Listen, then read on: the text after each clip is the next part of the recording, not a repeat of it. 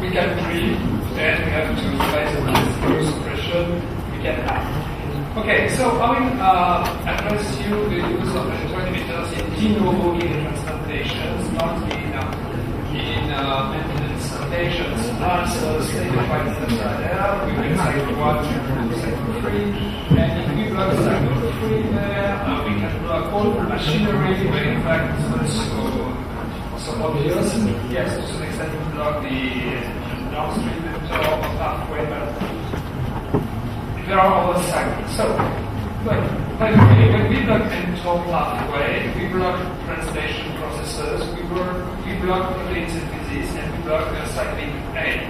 And therefore, we will prevent cell cycle progression from G1 to S phase.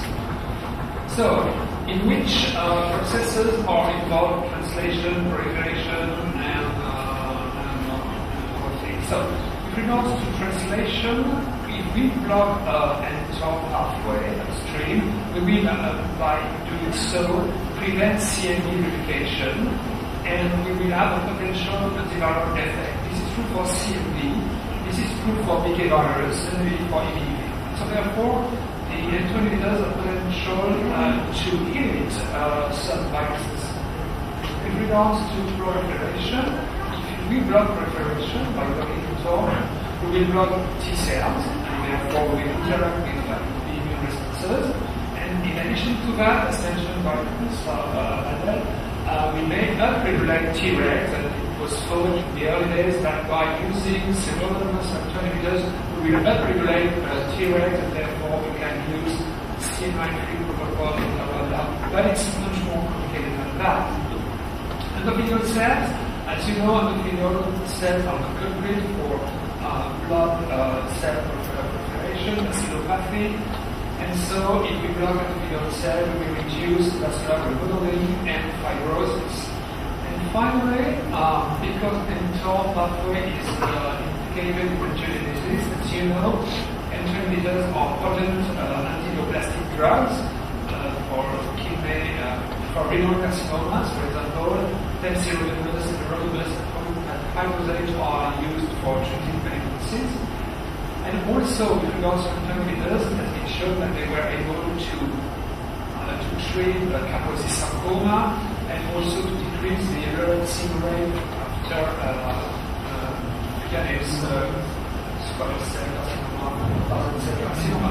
So therefore, because mTOR is pleiotropic, inhibiting mTOR will result in many effects. Okay. So what were the hopes when electroinhibitors were launched? So in my center we've been using electroinhibitors in 1996 through phase 2, phase 3 studies for cirrhosis and everolimus, and routine basis since 2000. So we thought in those days that we needed some non-nephrotoxic drugs, because we thought that CNIs were nephrotoxic. I said we thought because in fact if we use less CNIs, then it's not we could protect from chronic cardiac injection, the setting of organ transplantation, and also we have anti-plastic effects and antiviral effects. So therefore, because de novo cancers and viral infections are so prominent in the setting of kidney transplantation, we thought that we might clear with these resistance. So when we stand 60 years later, so we have two electroinhibitors, everolimus and everolimus, all the same. So obviously they are very close to each other. However, because of their chemical structure, their half-life is different. 26 hours for certicals, 2 hours for immune. So therefore, if you use certicals as immune, the target is achieved quicker. Loading dose is not necessary, so that's with everolimus. If you want to deplete the target as soon as possible, you need the loading dose. Some slightly different to that. Because they have modified loading dose of the target, which is now with everolimus. You can assess draft levels by HPLC or ADIT. And on a routine basis, you can say that when you use that you can assess the draft with 5, 50, 30, and then there is no need for assess the trough because they are very, very, very stable with serologists, urologists. When you are within the target, you are within the target for life, except if you use it to answer an addition to that or use of things like that or antibiotics. Otherwise, it's useless to monitor on a long-term basis the blood levels. And the safety profile of the side effects are a bit different. As you know, in the early days, using serologists, it was associated with more one-healing problems, more lymphocytes, more liver function, more intestinal difficulty, and all the side effects were not observed with the surveillance. So there are two explanations for that. The first one is that with serologists we used to use loading doses, quite and secondly, because the tissue concentrations of the drugs are not actually the same. So this is the rat model. This was published some time ago. So the rats were given cyclosporine alone or hydrolysis alone or steroids alone, or were given a combination of cyclosporine plus steroids or cyclosporine plus steroids. And they looked at the interactions between two drugs, both in the blood level and in the tissues of the kidneys and the breast. So you see, at the blood level, if you assess if you go a pharmacokinetic profile of cyclosporine alone or associated with urologic serologists, there is no interaction at all. For urologic alone, urologic cyclosporine, there is no interaction. Finally, serologists alone or a serologist with cyclosporine you've got no interaction. So at the blood level, they behave the same way. Conversely, the same rats, the tissue levels of cyclosporine and serologists were assessed by extracting from the tissues.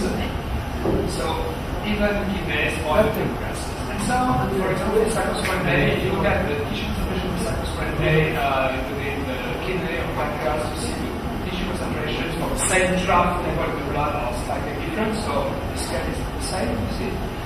And if you add hydrolysis of cyclosporine A, you do not increase the tissue concentration of cyclosporine A. Conversely, if you add serologists, you double the tissue concentration of cyclosporine A, both in the kidneys and in the pancreas. If you combine hydrolysis to cyclosporine A or urologist, and if you look at the hydrolysis tissue concentrations, you've got no interaction at all. Finally, if you look at the serologist tissue concentration, and this was shown long time ago by Barry at the tissue level, it showed back in the kidneys, breasts, in the rats. So if you look at the serologist tissue concentration, the serologist is given alone. So you've got tissue concentration in the kidneys, in the pancreas. So you see it's almost very similar to the concentration obtained in the urologist. Conversely, if you add cyclosporine A, you double at least the tissue concentration of serologists. That is to say, there is no interaction between the blood. Conversely, at the tissue level, you've got a synergistic effect between cyclosporine A and serologists. Conversely, you've got no synergistic effect between cyclosporine A and hydrolysis. And so this synergism might be of benefit with regards to immunosuppression, but conversely, it's detrimental with regards to toxicity side effects. Maybe, but it's something short yet, if we were looking at the pulmonary, in the lung, the concentrations of serologists, and cyclosporine A when they are alone or combined, maybe we'll find the same trend, the same results, and this might explain why with serologists you've got more pulmonary than with the urologists. So just to keep in mind that in fact, even in the blood there is no difference at all, there is no interaction, even when you move interaction in the tissue level, and this might result in explains the cycle. So, first of all, can we use serologists to CNY in kidney transplantation in the long run? So this was the recommended regime in which patients receiving serologists, cyclosporine A, and steroids. You see high dose of cyclosporine A in those days, and after 3 months, the patients were either maintained on the same regime, but at that time, cyclosporine A trough were normal, 50, and serologists just over 5, or in overall cyclosporinatus withdrawal. And sirolimus was and so when they look at the graph survival rate, you see you've got whose patients include cyclosporinatus withdrawal. Conversely, you've got whose patients include cyclosporinatus and so the clear message from that is that in fact having a more low sirolimus and cyclosporinatus will result in increased small background loss. And at this point the study was stopped. When comes the GFR, you see that GFR was playing whose patients include cyclosporinatus withdrawal. And the blood pressure, mean of the blood pressure, the lowest one is to 0. So the main message from that study was that if you combine in the long run cyclosporinate, the low dose, to sirolimus, low dose, it may have some nephrotoxicity impact. And this impact might be explained by that.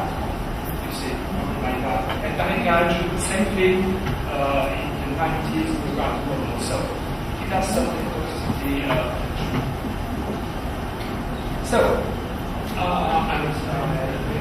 Summary. So what was sirolimus based on suppression without CMI? So the long, you've got your study that you will be publishing, I used to very soon, and its results, I don't have this data.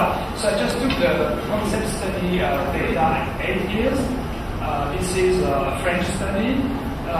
So patients were working transplantation to deceased donors, they were induced with daclizumab, and then cyclosporinate and steroids. And 3 months post-transplant, they were randomized either to be maintained on the same regime or to be converted from cyclosporinate to sirolimus, and steroids were thereafter stopped at 8 months post-transplant. So, after a steroid withdrawal at 8 months, you see there was significantly more acute infections in whose patients in whom there was no CMI, but only sirolimus and not. So at 4 years, drug was CMI. So now, at 4 years, still the GFR activity untreated. You see that the GFR was significantly better in those patients in whom there was no cyclosporinate on board. So these are the 8 years results that were published a few months ago. ITT population on treatment, you see on sirolimus for CMI, you see there's a huge difference in terms of GFR. On treatment, you see the difference is about 15 milliliters per minute, 8 years. Okay, this was for sirolimus. Sirolimus plus CMI, it's nephrotoxin, you can use sirolimus. What about everolimus and CMI? So, as you certainly know, everolimus was developed in combination with low dose of CMI. Okay, so what are the requirements for everolimus diagnosis in terms of when associated with CMI? It's not the same. So, why is that? Because cyclosporinate does interact on sirolimus metabolism, and this increases the everolimus blood concentrations. Conversely, tacrolimus has almost no effect on everolimus drug level, and so therefore, if you want to target the same everolimus drug, let's say, if you are using cyclosporinate because cyclosporinate does interfere with everolimus metabolism, you need twice as less everolimus with cyclosporinate as compared to with tacrolimus, okay? To obtain the same draft level of everolimus. So what does matter is not the daily dose, it's the draft level. So the first phase 3 trial, pivotal trial, that led to the approval of the certificate in the States was that study in patients whereby patients were induced with bacillizumab. The control arm was receiving 2014 full dose and cyclosporinate full dose receiving long-term draft levels of 15.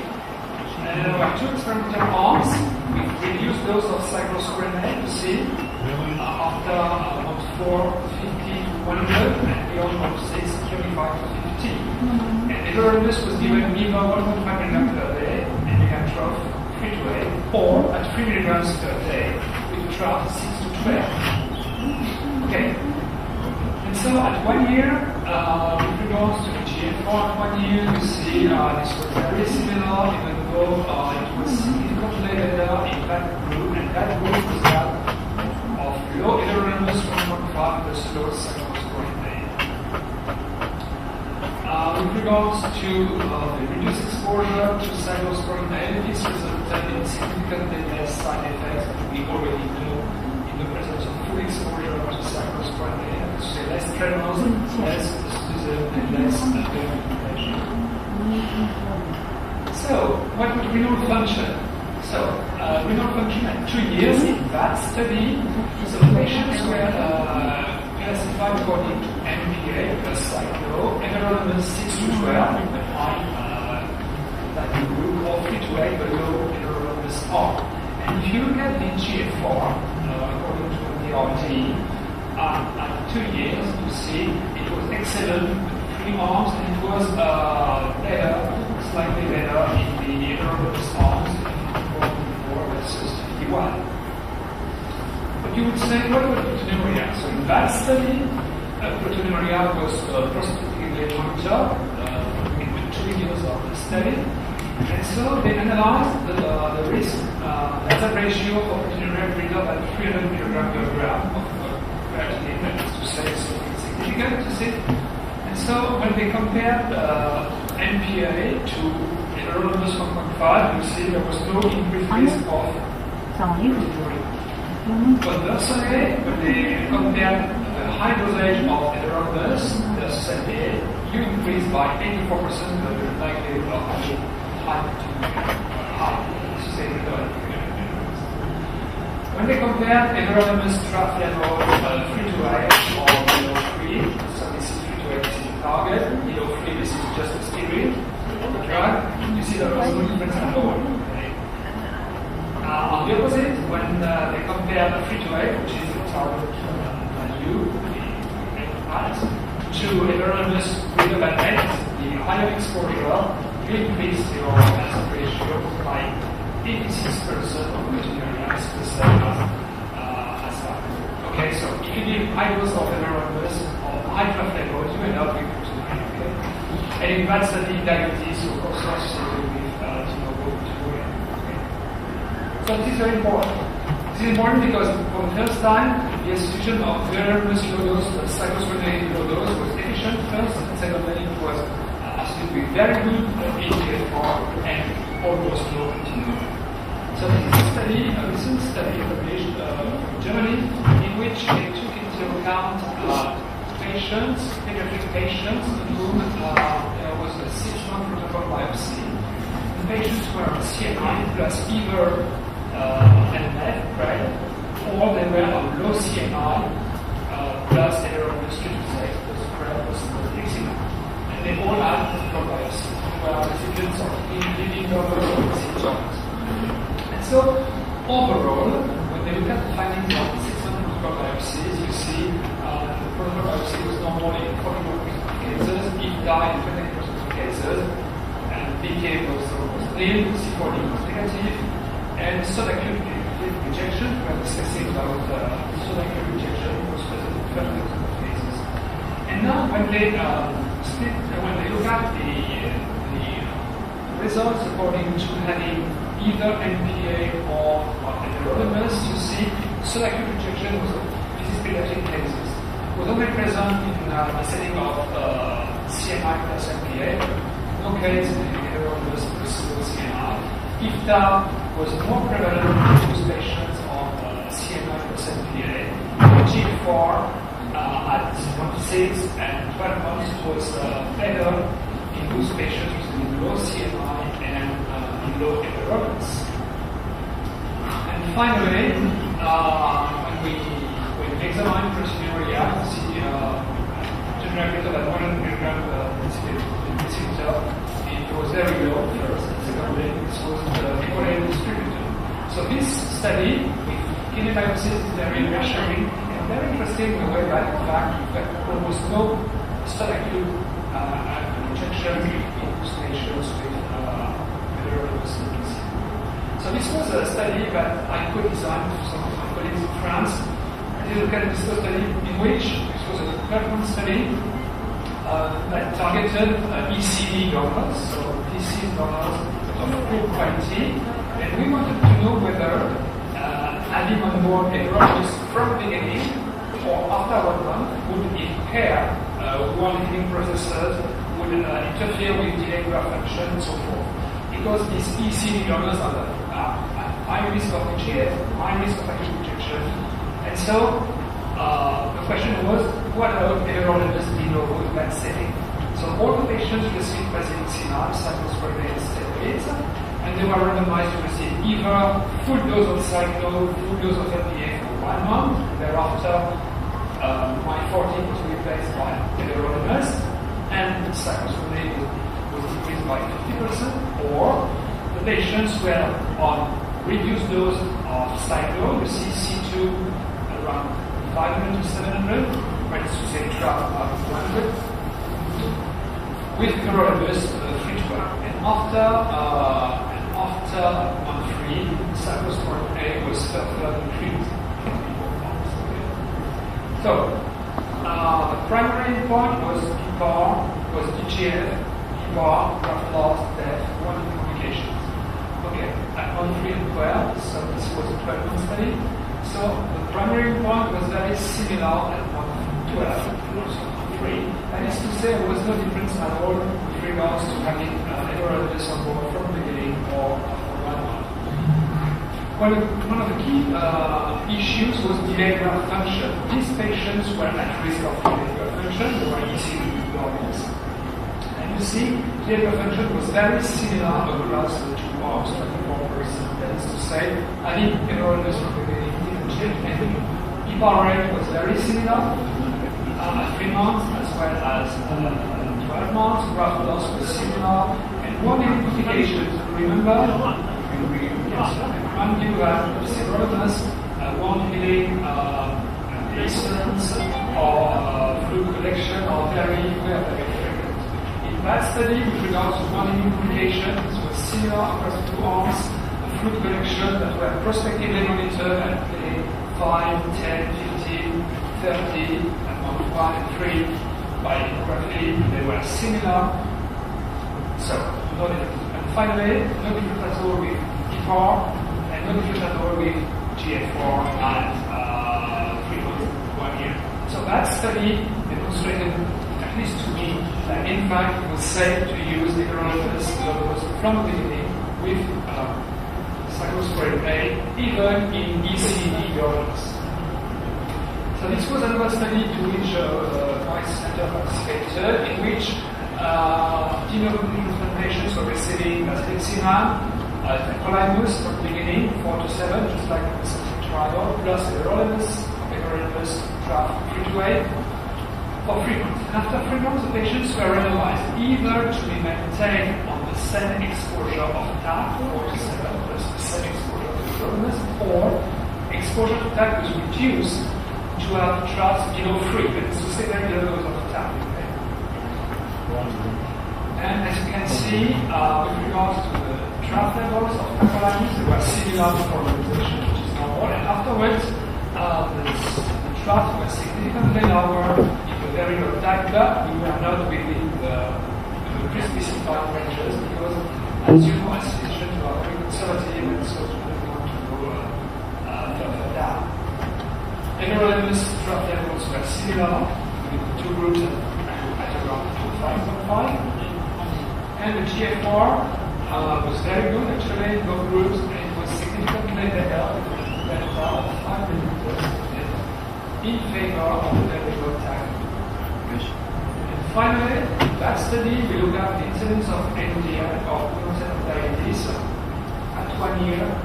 There was a trend, but there was p-value was not very significant. There was a trend to have less new onset of diabetes when the TAC was below 3 years compared to standard dose of TAC.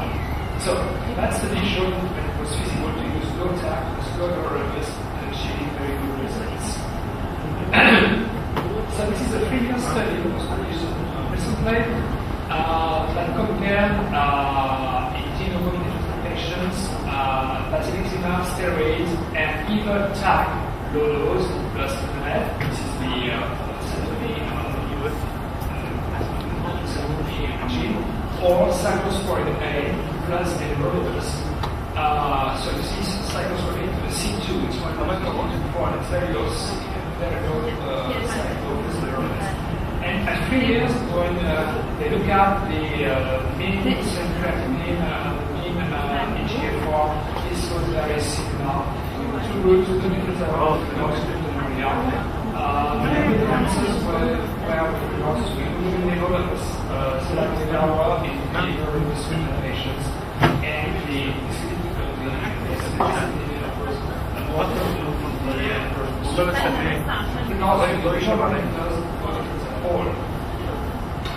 and more recently, just like the concept study or the study, it's a study in which after 4 months post-transplant, cyclosporine A is stopped and replaced by inhibitors in one arm, whereas in the other arm, the patients are maintained with cyclosporine A by continuing. So, at 12 months and 2 years, the rate of rebound are very similar because of the groups, and to say, in the group in which cyclosporine was maintained, or in the group in which inhibitors was maintained. At 2 years, the GFR was significantly better when cyclosporine A was withdrawn. At 5 years, this was finished recently, and the GFR was significantly better when the cyclosporine was withdrawn. However, at 4 years or 5 years, when they look at the power rate, in those patients who cyclosporine was withdrawn, you see there were significantly more PPARs between month 4 to 12, but also between month 4 to year 5. And it's to say the price to pay for this CNI-free regime with good renal function is that some patients end up with more acute rejection even though there was no difference with regard to graft cancer. To me, it means that CNI-free regime with inhibitors, it's not applicable, it's not safe, except patients having cancer. Standard patients, as I say, it's better to use low CNI steroids. Okay. So what about de novo cancers? So I just recall that study that we published in the Union Journal of Medicine. This is a French study whereby we took into account patients who were on maintenance therapy who have had at least one cutaneous squamous cell carcinoma, most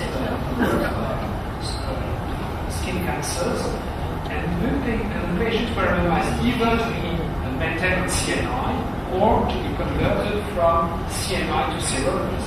And so this is a 3-year study, and now we just submitted the 5-year data, and we found the same thing. One way important that study was squamous cell carcinoma survival over 2 years. And what did we find? We found that recurrent squamous cell carcinoma was 22% on steroids compared to 39% on CNIs. The median time to recurrence was doubled in most patients randomized to CNI.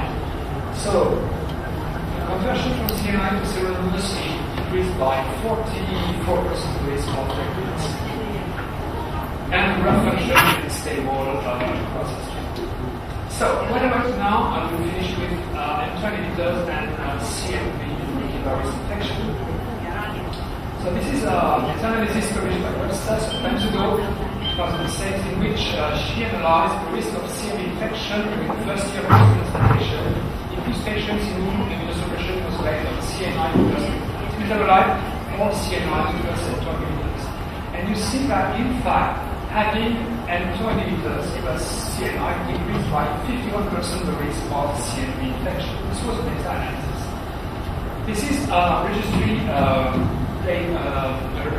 analysis from Spain, in which we include more than 1,400 patients, in which they examined the risk factors for developing CMV disease. What they found was that, in fact, adding sirolimus-based solution decreased by 73% the risk of CMV infection. More recently, this paper from Daniel Brennan, who wrote about CMV infection, he put 3 studies in which patients received cyclosporine, steroids, and either NPA or everolimus. And we split out the patients, 2,000 patients, so it's a huge number of patients, 2,000 patients. And the patients were split out in those with no CMV prophylaxis and in those with CMV prophylaxis. And you see, the likelihood of developing CMV-11, that is CMV infection and CMV disease, was significantly increased when patients were receiving NPA plus cyclosporine as compared to everolimus plus cyclosporine A. And this was true without prophylaxis or with prophylaxis. And when you look at when you exclude CMV diseases, so there are only CMV variants, you see there was the same finding, that is to say, without CMV prophylaxis, adding on more everolimus significantly increased the risk of CMV variant. But this is a post-hoc analysis. So therefore, we can question the reason for post-hoc analysis. In that study, this is a pivotal study that permitted the registration of everolimus by the FDA 4 years ago. There was a post-hoc analysis of BK virus infection and CMV infection. You see that study at 1 year post-transplant. And they found significantly less BK virus and significantly less CMV infection in those patients having everolimus as compared to NPA. That is only post-hoc analysis. So the first time was published very recently by Telesco Silva, that paper. Telesco is working in São Paulo, Brazil. This is the biggest kidney transplant center in the world, from roughly 1,000 kidneys per year. And in Brazil, that site is not reimbursed. So therefore, because it's not reimbursed, they don't use CMV prophylaxis. And so we designed this prospective randomized control trial in which the primary endpoint was CMV infection. So the primary endpoint was CMV infection for the first time at 1 year post-transplantation. And the patients were randomized either to receive ATG plus everolimus plus Lutac, or basiliximab plus Lutac plus everolimus, or full dose of TAC, say the Symphony protocol, plus NPA, and no CMV prophylaxis. So with regards to the trough levels of tacrolimus, you see, when they had on board everolimus, the trough were around 4. Okay? At the very beginning, they were 5 to 8, but after 1 month, they were around 4. And in the NPA arm, the troughs were, you see, around 7. And with regards to the everolimus trough levels, when the patients were receiving tacrolimus, the troughs were around 5. Okay? And these are the troughs of NPA, but as you know, NPA trough levels are meaningless. So the primary endpoint was at 1 year post-transplantation, the number of cumulative CMV infection or diseases. And as you can see, for the first time, the study is able to demonstrate in prospective fashion that you can significantly decrease the rate of CMV infection just by changing your immunosuppression without CMV prophylaxis. We are detecting 40% of CMV events, infections or diseases, when you are receiving TAC plus NPA, just like in the second trial origin, or below 10% when you are using everolimus plus TAC. And for me, it's very important. In France, at the moment, we are conducting the same study, but it will be appearing later because we started later. And in France, we are just comparing these two arms, basiliximab to NPS to everolimus with basiliximab. We don't have that arm, and we started a year ago, and so the recruitment period is finished. Follow-up will be finished in 1 year, and I can just tell you that for 5 patients we go to my center, we have had no CMV infection in the everolimus arm as compared to a few in the NPS arm. So it is to say, for me, it's a big change, and I really think that based on this trial and on the trial we are conducting right now in France, we can skip CM prophylaxis, at least with low risk patient administrations, by just replacing outside margin problems. So this was for CMP. What was BKR research? So this is a single randomized trial that examines the risk of BK virus detection with regards to the type of immunosuppression. So this study was conducted in Italy. Patients were randomized either to receive MPA plus cyclo, full dose of both, or low everolimus plus low cyclo, okay? And the primary endpoint was at 1 year. The primary endpoint was the rate of BK virus detection at 1 year.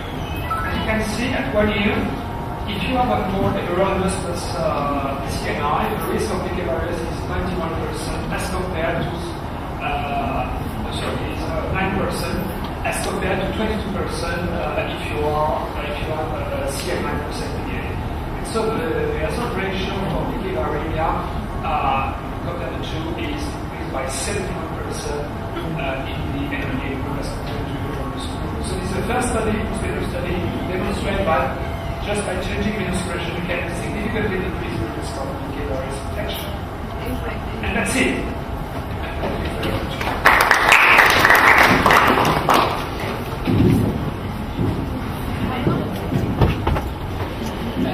So, I know that there's time restraint for you, so we're going to look at one thing you Don't what? I mean, I don't know if you don't have the time. So I think the best thing is that your case presentation.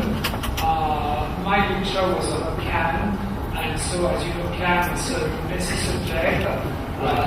So with the CNI and so forth. And so I covered, I think, TSN this morning, chronic activity infection. So we can share your experiences with this. Right, I see. So because of time restraints, we have time for only one question.